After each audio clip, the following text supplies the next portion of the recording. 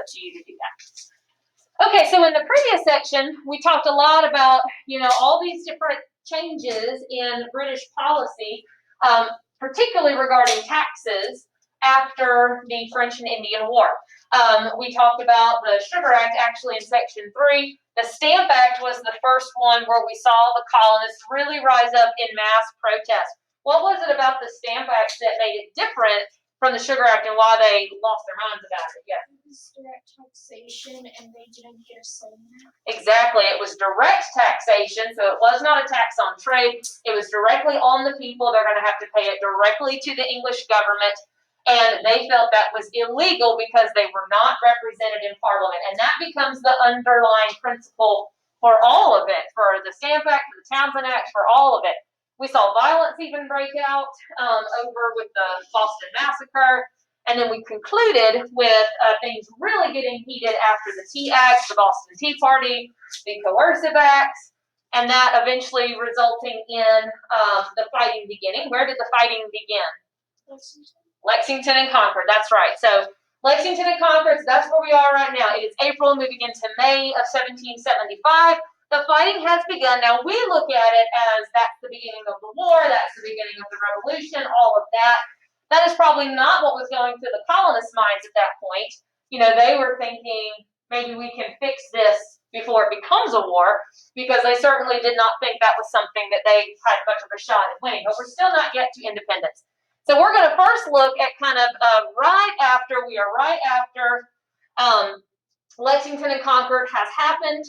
And so now we're seeing how the colonists respond once this fighting has begun. Keeping in mind, again, that they're not yet to, war. They don't want that yet. They're kind of somewhere in between. Because ultimately, what did we say back when the First Continental Congress met? What was their overall goal? Yes? To stick with Britain. What do we call that when they want to stick with them and make the situation better? Loyalty. They are trying to be loyal, yes? Reconciliation, yes. So they want to remain loyal. They want to reconcile with the British. But at the same time, fighting has begun by this point. So let's kind of see what their next move is. Remember that First Continental Congress that met back in September of 1774, a few months before all of this happened, that First Continental Congress had already agreed that they would meet again, that they would take a look at the situation in a couple of months to see where they stood after that Declaration of Rights and Grievances had had time to get to England and there be some kind of a response. So they were already planning to meet anyway. So this is that next meeting. So the Second Continental Congress will meet just a few weeks after Lexington. So starting in May of 1775 in Philadelphia, the Second Continental Congress meets. And this is basically a continuation of the First Continental Congress, and it's mostly a lot of the same people, but all the colonies once again invited to send delegates to readdress this situation. And of course now fighting has begun, so they've got even more to talk about. Now at this point, we've seen these meetings of colonial delegations happening off and on really over the past 20 years. This time, all 13 colonies are present and accounted for. All 13 of them show up. All 13 of them send delegates to this convention. So what does that tell us about the colonies and working together? They've decided, okay, we need to do this. Yeah, they've decided, okay, we need to do this, at least for the time being. So we're definitely seeing a big show of colonial unity. And this is the point where the colonies, even though we're not to independence yet, we're still a year away from that. This is the point where the colonies start to act like one thing, at least for the time being. The Second Continental Congress is going to be their government. This is going to be permanent, okay? At least, like I said, for the time being. So if you remember back in the French and Indian War, they first proposed that Albany Plan, the idea about uniting under a central government, but they didn't do it. This is where they're finally doing that. So they're basically doing what was suggested, decades before this. And at this point, they are uniting under a central government. They're not an independent nation yet, but they are uniting under a central government. The Second Continental Congress is that central government. So this is going to meet indefinitely. Unlike all of those other meetings we talked about, where it was kind of a one-time thing, they met for a couple of days and then everybody went home. This one is going to continue to meet for as long as is necessary. And eventually this even evolves into the first government for the United States is kind of what this eventually becomes. So this one's in for the long haul because at this point, they wouldn't call it a war, but they kind of got a war on here. So they know they need to have this government or some kind of group in place to make decisions about that. So here's what the Second Continental Congress decides to do right there in the wake of the outbreak of violence at Lexington and Concord. Once again, they don't want to go to war. They would think that that would be foolish, but they also are not going to just cave and, just bend to Britain's every whim and just suddenly stop fighting for what they believe in. So they are going to be preparing to defend themselves. And they realize now that they're going to have to do something a bit more official. If they're going to defend themselves against the British, they've got to have their own army. Up until now, the fighting will always be done a lot of the time by colonial militia, but they are going to create their own army. So the Second Continental Congress is going to create and authorize the creation of the Continental Army, and that's going to be the army for the colonies, or sometimes we might even eventually start calling it, the American or something like that. They don't say that yet. But this is their army for the colonies, the Continental Army. They are also going to select a leader, a commanding general for that army, and that, of course, is going to be George Washington. So he is selected as the commanding general of the Continental Army, a post, of course, which he will have all the way through the end of the war.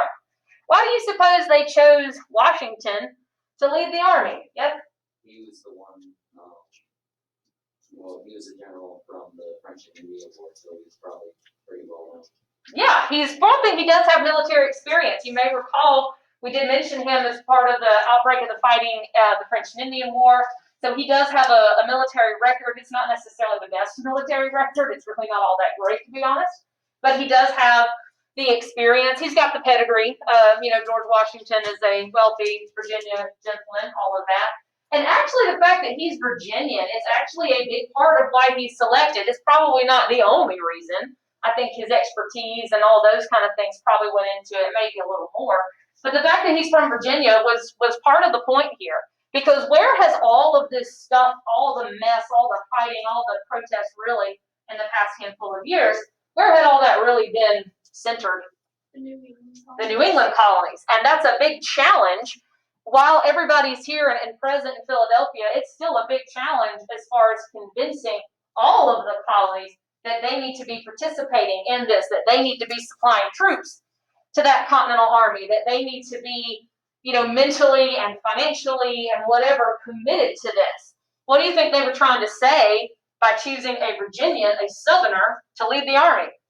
We're all part of the same war. Yeah, we're all part of the same war. This is everybody's fight. We're all one thing. So this may have also been, as well as his expertise and all of that, this may have been, trying to, recruit or convince colonies, particularly in the South, where, the amount of protest and all that kind of stuff, you're always going to have former loyalists in the South. That's where they tend to be concentrated. So trying to send that message to them that if a Virginian is going to lead this army, then this must be everybody's fight, everybody's war. So on one hand, the Second Continental Congress is preparing for the possibility of fighting. They are creating an army, they are drafting someone to lead that army, and they are making plans for further defense, because the British at this point are moving in closer on Boston. They are also going to continue to, to defend themselves. They are still, again, hoping that this can be worked out, but they're also not going to just cave and give Britain what they want. So after the outbreak of the fighting at Lexington and Concord, the British forces are increasingly concentrating their troops again on Boston. The fight at this point is still, in on the Boston area. That's about to change, but after this. But the British perspective at this point is still that the issue is really in Boston, and if they can weed out the problem there, then it will fizzle out everywhere else. So that leads us to another important battle of the war, but I bet a lot of you have heard of, and that's the Battle of Bunker Hill, which occurs in June of 1775. So this is about 2 months after Lexington and Concord. Bunker Hill, that is outside of Boston, and oddly enough, the battle doesn't even actually take place on Bunker Hill, but it takes place off close to another hill that was close by. But this is outside of the Boston area, is where that is. So Bunker Hill, and actually Breed's Hill is the name of the hill they were actually fighting on, the British again are trying to move in, trying to capture Boston, and the colonists, of course, trying to defend Boston, and that led to this fight here at Bunker Hill. This is the one you may have heard the phrase about, or the story of the American or the colonial officer telling his men, "Don't shoot until you see the whites of their eyes." You ever heard that phrase before? What did he mean by saying, "Don't shoot till you see the whites of their eyes"? Don't fire until you make it. Yeah, don't fire till they're really close, till you know you can hit them. In these days, you know, the weapons they were using were not very accurate, and they couldn't, you know, go very far. So what oftentimes would happen, particularly when you were dealing with untrained troops like the colonists were, you know, they would start shooting before it could really do any damage, and then, you know, they run out of ammunition and it's too late. So at Bunker Hill, the colonists, they repel multiple waves of British attack. They're able to push the British back multiple times, force the British to retreat several times. So they're able to hold their ground on that hill much longer than anybody ever would have fought. Eventually, though, so they hold their ground multiple times, they push back a couple of waves of British attack, but they eventually start running out of ammunition. So once they start running out of ammunition and supplies, what do you suppose the colonists have to do? They have to go and stand. They have to run. Well, they don't all get killed. Well, some of them do, but they don't totally get slaughtered, but they have to retreat. So strategically speaking, you know, technically the British kind of win because they're able to take that hill that they were trying to get. The colonists are not able to defend it, you know, forever. So strategically, I guess you could say the British win it, but at massive cost. It's a massive, number of casualties for the British. They lose so many men, and they suffer so much damage to their fighting force. It's one of those situations where they're probably looking around after it and going, "Was that even worth it? You know, we lost so much. Was it worth it taking this hill?" The Battle of Bunker Hill for the colonists, for the American side, is what you would call a moral victory. It's a very important moral victory. It's important for morale. That's the word we'll use a lot. What is morale? How good you feel. How good you feel. Yeah, your spirits, your enthusiasm. Okay? This is a moral victory for the colonists. No, they didn't protect that hill. They eventually had to give it up. But they feel really good about things. One, because they inflicted so much damage on the British forces there. They feel pretty good about that. What do you think this also kind of convinced or demonstrated to a lot of people? Yeah. Colonists weren't messing around. Yeah, colonists aren't messing around. The British certainly get that message after this. There were a lot of colonists, whether they were soldiers or just regular townspeople, there were lots of folks that, didn't want a war because they didn't think it was possible to win a war. They thought to themselves, there is no way that we can stand up to British forces. There's no way that can happen. Things like Battle of Bunker Hill convinced some people that maybe it is possible. And so some people began to think, maybe we could win a fight against Britain. Maybe we could be successful. So it gives the American colonists more confidence. It is going to increase their resolve. It is going to recruit kind of more colonists that might have seen fighting as maybe kind of foolish, convince more of them that, again, maybe it is worthy of fighting for, and just kind of, overall increasing their morale and their spirits and their confidence in what they can do. So it's a major moral victory in that sense. The other side of that is this is when Britain is going to reassess how they're handling things. They're going to step it up after that. But for the time being, the colonists are cheering the news from Bunker Hill that they have successfully, that was significant, I already said it. So the significance is this is a major moral victory, big moral victory, that's what I was talking about. Convinces them that maybe they can be successful, maybe they can win, that they are capable of fighting the likes of the British, so forth and so on. This is also the first major, what you might call first major battle of the war, or sometimes you might see or you might read the first large-scale battle of the war or something like that. And historians go back and forth. Some people would even argue that Lexington isn't technically a battle. I say that it is, but it's just for simplicity's sake. But because Lexington was kind of a minor scrap, it was not a formal, this is, kind of situation. Bunker Hill is the more formal, or what I sometimes call like the textbook style battle, where you've got two armies in the field marching towards each other in columns, intentional, the way they fought back in these days. What makes a battle formal? That's a great question. Like, what constitutes a battle? And that people have different ideas about that. And so that's why Lexington gets debated so much. Because, some historians will say, well, if you don't have at least this many people involved, that's not quite a battle or something. So, that's a rather subjective thing that sometimes it still gets debated. But this is, that kind of textbook style sort of thing, two armies in the field marching towards each other. Now, at the same time that the colonists are fighting, they would say in self-defense. They're still just defending themselves at this point. And planning to, defend themselves, raising an army, doing all those things. At the same time, they are still seeking peace. They are still seeking reconciliation. So think of the Second Continental Congress as kind of doing one thing with their right hand and something else with their left hand. So with the right hand, they are, preparing for defense. They are preparing their army. We're fighting at Bunker Hill, all that kind of stuff. And then with the left hand, they are still pursuing that reconciliation. So the Second Continental Congress also drafts in the summer of 1775 a document called the Olive Branch Petition. Now, some of you may know, traditionally throughout the world, what is the olive branch a symbol for? Peace. Symbol of peace. So this is once again the colonies seeking peace. It's very much like that Declaration of Rights and Grievances that we saw them do a few months before this. This is once again them saying, we are loyal British subjects, we love the king, all this kind of stuff, but also, saying that they feel like rights are being violated and they want things worked out, all that kind of thing. Still trying to work this out in a peaceful way. So while they're gonna maintain defense, they're gonna write up this olive branch petition, send that off to the king, hoping for some kind of response.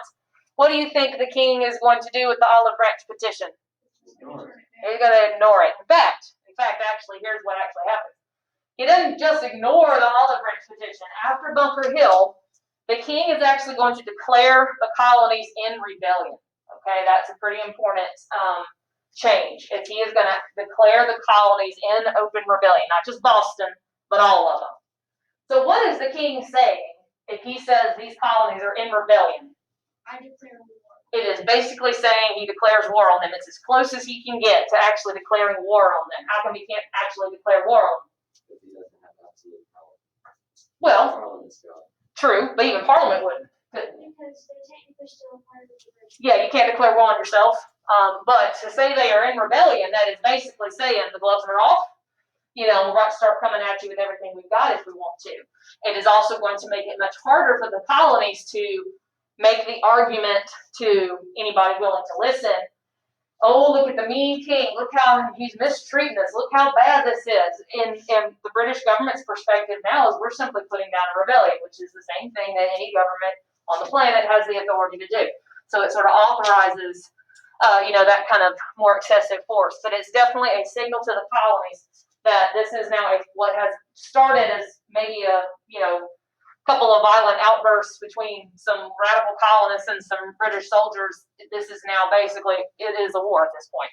Okay, so even then, even with the fighting at Lexington and Concord, even with the fighting at Bunker Hill, even with the king declaring the colonies in rebellion and pretty much sending that message that the gloves are off, no more Mr. Nice King, we're about to come at you with everything we got, even then, most colonies, if you could go around and have done like a public opinion poll, which, they didn't have those back then, but if you did, throughout summer of 1775 and the winter of 1775, the majority opinion would have been that reconciliation was still what they needed to be doing.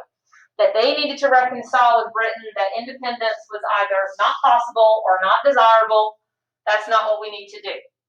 So fighting isn't what made people want independence. It's not what changed their minds. What is oftentimes, or was most of the time, considered to be the main thing that starts shifting public opinion in favor of independence is this little thing right here, a pamphlet called Common Sense. Okay, Thomas Paine is the author of this pamphlet. What's a pamphlet?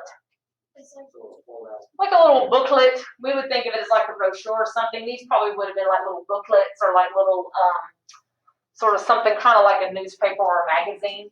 And the colonists are avid readers, quite a high rate of literacy, relatively speaking, for the time. And this is a pamphlet, Common Sense, published in early 1776, that starts to circulate around the colonies. And in Common Sense, Thomas Paine lays out an argument for independence. It's a persuasive pamphlet saying that independence is just what? is what we need. What we need, and it's, what does he call it?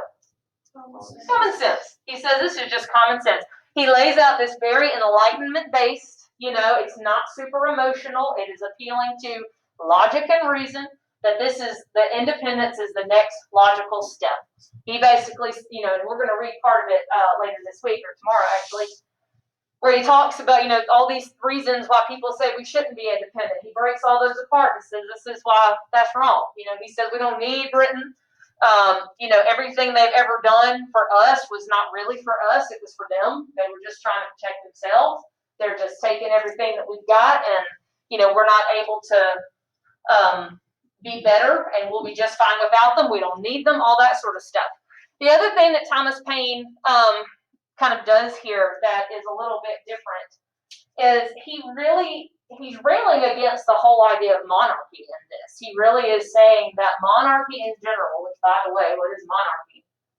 King, yeah, but that's just a bad kind of government. That's not a good government, and you have to recall that these Enlightenment, men typically didn't like monarchy all that much. It really didn't jive with their ideas. So he says, that's just not a very good kind of government. It is inconsistent with the kind of government that we have here in America. We're used to governing ourselves. We are used to electing our own leaders and having a say-so in things, and the monarchy just does not work with that. Particularly, he calls out the king. He calls him a tyrant. What does that mean if he calls him a tyrant? A dictator. Not only does he say that monarchy in general is bad, but he also says this king is a bad king. That even if you're going to have one, this is a bad one. This is a king who has become a tyrant. He is not ruling in the best interests of the people, and that's a pretty brazen word for him to use, and very shocking to a lot of people. But that also makes it a little bit, different. The colonists, up until this point, they have really focused their anger at Parliament, and Common Sense really puts it on the king. And whether that gets people angrier or just having like a single individual for people to be mad at kind of makes them matter. But this is what really starts to change public opinion. So if you went around to the colonies again by the spring of 1776 and were able to do a public opinion poll, you would find that more colonists and maybe even a majority of colonists now support independence and think that independence is the way to go, and that they do not want, that one reconciliation isn't possible. That's one of the things that Thomas Paine says, but we're past the point of reconciliation. This relationship is irreconcilable. It can't be fixed. We missed that opportunity, or Britain missed that opportunity a long time ago, but also thinking that, independence would be better. So now we move, it's spring of 1776, and now the Second Continental Congress is finally going to start taking up that question about independence. So in June of 1776, Richard Henry Lee, he's one of the delegates, he's from Virginia. He is the one who actually proposes independence to the Second Continental Congress. So he brings forth in June the proposal, the recommendation that the colonies become independent. And it was important and probably, strategically done that a Virginian made that proposal, not a New Englander, again, to say that we're all for this. Okay, so he brings that proposal to the Congress in June, and between June and July, they are debating it. They're seeing all the different arguments. Is this possible? Should we do this? All that kind of stuff, that debate. We're going to see some of that in just a moment. Till finally they vote on independence, which they adopt actually on July 2nd. What day do we celebrate as Independence Day? We celebrate Independence Day on July 4th. We have the 4th of July. But actually, independence was adopted by the Second Continental Congress 2 days before that. And there were a lot of founding fathers and members of the Second Continental Congress that actually thought that July 2nd ought to have been the true Independence Day. We celebrate July 4th because that is the day that the Declaration of Independence was approved. Okay, so they had already adopted unanimously the concept of independence, and at that point basically declared the United States an independent nation. But 2 days later, they will approve the Declaration. So let's talk about this Declaration of Independence, a document you have no doubt heard about over and over again, probably since elementary school. You've also probably heard the name Thomas Jefferson, who of course is the main author of the Declaration of Independence. There was a committee that worked on it, but of course Jefferson was the chief author, and the committee just kind of given their input here and there. So as far as a declaration, the Declaration of Independence, why we have that? Well, there's multiple things they're trying to do here. A big thing the Declaration of Independence does, it explains and it justifies. Explains and justifies independence. What does that mean to justify something? Prove it. Give your reasons why. Okay? These are very Enlightenment ideas, and the colonists here want to say to themselves, this is for the rest of the colonists to read, which I guess at this point we can start calling them Americans, but certainly to Britain, they want to send this message to Britain, but really to the whole world, to say this is why we're doing this, and this is why it's okay that we're doing this, to justify, to say this is not an illegal rebellion like the king is saying. This is a perfectly legal rebellion. We have a right to do this, and that this is a legal thing, and we're right and they're wrong. So trying to explain themselves and justify what it is that they are doing. So let's talk about some of the different parts of the Declaration, and we're going to break it down a little bit here and talk about some of the things that are included in each of these parts. The Declaration of Independence is not incredibly long. I'm sure you have read parts of it before. You may have had to memorize parts of it before. We're going to read all of it, actually, because, again, it's not that long. The first part of the Declaration of Independence, we call that the preamble. Now, the word preamble, when you hear that, a lot of us are probably thinking we the people and all that stuff. That's the Constitution, okay, not the Declaration. Preamble is a general word for introduction. So lots of documents have an introduction and a preamble. Now, the preamble, this is where Jefferson uses a lot of those Enlightenment philosophers, the ones that we talked about a few days ago or a week or so ago. That's where you'll find them. He's going to quote John Locke here. What was John Locke's idea? Natural rights, yes. Jefferson will call them inalienable rights, but that's what he means.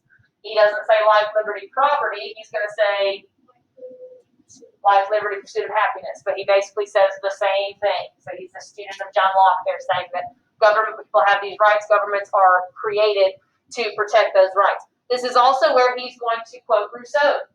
What was Rousseau's theory? Right to. Yes, what was that whole idea called? Social contract. Okay, so he's going to go straight into the social contract and say, you know what, governments are a contract, you know, and if the government doesn't uphold people's rights, people can overthrow that government. And basically saying that's what we're doing. Saying that Britain didn't uphold the social contract, they have been abusive of rights, they have not protected them, and so we are completely within our rights to overthrow that government and get a new one. Okay, and that's what we're doing right here. So again, they're explaining themselves and saying this is not just some frivolous rebellion. We are not just a bunch of violent, crazy people that just want to fight. That this is a rational, legal, and completely well thought out revolution, and that we have a right to that. The largest part of the Declaration, the longest part, the whole middle chunk that you'll read later this week, I think tomorrow. So we call the list of grievances. We mentioned grievances before. What's a grievance? Problems, issues. You know, so he goes through social contracts and says, you know, we should list the reasons why we're so mad. All these different things the king has done. So he goes to this list of grievances. All the different rights they feel have been taken away. All of the things the king or the parliament have done that they think are wrong. Most of these sentences starting with, he has done this, he has done that, referring to the king. Taxed us without our consent. Ordered troops among us. Taken away this, taken away that. Deprived us of a right of trial by jury. All this kind of stuff. And then that brings them to the end, the conclusion, where they just formally say, and therefore, we are an independent nation. So they formally declare themselves an independent nation, no longer colonies, no relation with Great Britain, not being subject to the British Crown anymore, but a new nation. Yay. Again, they actually adopted that on July 2nd, so next 4th of July, can annoy everybody by going around telling them it really ought to be July 2nd, not July 2nd. Now, interestingly enough, this is all happening, and we had the yay in here, and I know we were a little sarcastic, but we kind of think this is a high point. This is exciting. People in the colonies are excited. We're Americans now. All this kind of stuff. But this is actually happening. The Second Continental Congress is moving on this and doing all of this at a point where the war is going really, really badly. And we're going to look at that part of it tomorrow. But it is ironic that independence and what we think would be so exciting, and probably was, but that at the exact moment that they were gathering in Philadelphia to write and to agree upon and to sign the Declaration of Independence, again, the war is going very, very badly at that point. And so a lot of them will actually be second guessing that decision within a few months. To wrap up here and lead us into more of the fighting tomorrow, we need to remember that independence would not have been welcomed by all of the colonies. And it's interesting and important to remember that the American Revolution, the Revolutionary War, which those are not the same thing. The war just refers to the fighting part. The revolution is all politics, everything all together. But anyway, we should remember that this is just as much a civil war as it was a revolution. This is a war in which a part of the British Empire is fighting to get away from another part of the British Empire. And in some ways, that was putting people in a difficult situation. And a lot of people had to make what was probably a hard choice about whose side they were going to be on in all of this, because most certainly every colonist was not in favor of independence, was not in favor of fighting, and was not excited about these changes. So we start to see, we really have seen ever since the beginning of all of this, two sides developing. And then those become certainly more formalized and more distinctive as time goes on, and this will be the case all the way through the end of the war. So we have to remember that there are plenty of colonists that would have identified as what we call loyalists. Okay, what do you think that means if they're loyalists? They are loyal to Britain. Loyal means you stick with somebody. So these are the people that are loyal to the king, loyal to Britain. They do not support independence. And they may be, they may say, hey, I like living here and I'm proud, and I may even have issues with what's going on. I may not like some of this stuff, but we got to be loyal to the king, and there's more benefits to that. Another name for the loyalists, probably a name that they would have used more often, are the Tories. Okay, so loyalists or Tories are the same thing. And I'll explain what that means in a second. But the loyalists, and this was probably maybe about 500,000 or so colonists would have been, there's probably about 2 million colonists total. Maybe as many as 500,000 would have been loyalists. They are more dominant, and there's more of them in the South. You'll see a greater percentage of them in the South, the further south you go. This is very much generalizing, but loyalists tend to be, again, this is a big generalization here, they tend to be wealthier. They tend to be larger property owners, people with big estates and things like that, which may explain why some of them supported Britain. They may have felt like that property was better protected under the British government. They tend to be a little bit more conservative in that case. They worry a little bit sometimes about some of this all men are created equal kind of stuff might actually scare some of them a little bit, which might explain why some of them chose to be loyal to the king. They saw that as more stable. They may have been more supportive of that older world aristocratic kind of a view. They might have benefited from that. Now, then those that supported independence, we eventually start to call them patriots. So patriots would be a name for those that did support independence, that supported the colonies. We call them the patriots in favor of independence. Another name for them is the Whigs. Now those names, Tories and Whigs, that actually comes from, those are the names of 2 political parties in England. And the Loyalists were more likely to be in line with the beliefs of the Tory party, which was more pro-monarchy, in favor of the monarchy, in favor of kind of the older way of doing things, more conservative, pro-aristocracy, all that sort of thing. Again, your Loyalists would have fit in with that more. and so they're more likely to be members of the Tory party. So that's why they were called Tories. The Whigs are more Enlightenment embracing, more in favor of more democratic reforms. They tend to be more anti-monarchy, or at least wanting to limit the power of a monarchy, the kind of things that your Jeffersons and all of those folks would have supported. So they are known as the Whigs. Yes.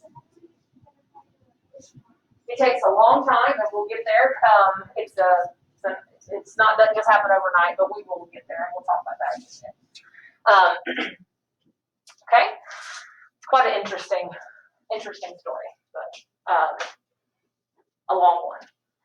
Okay, so what we'll be looking at tomorrow is we will talk about how the fighting continues on. Again, keeping in mind, because where we'll pick up tomorrow is while independence is being declared and all that stuff's happening, the war is going terribly badly, in the field there, because Britain after 1775, they've decided gloves are off, we're coming at you with everything we've got, and that's going to be a lot different than just a handful of colonial militia holding off a couple thousand British soldiers.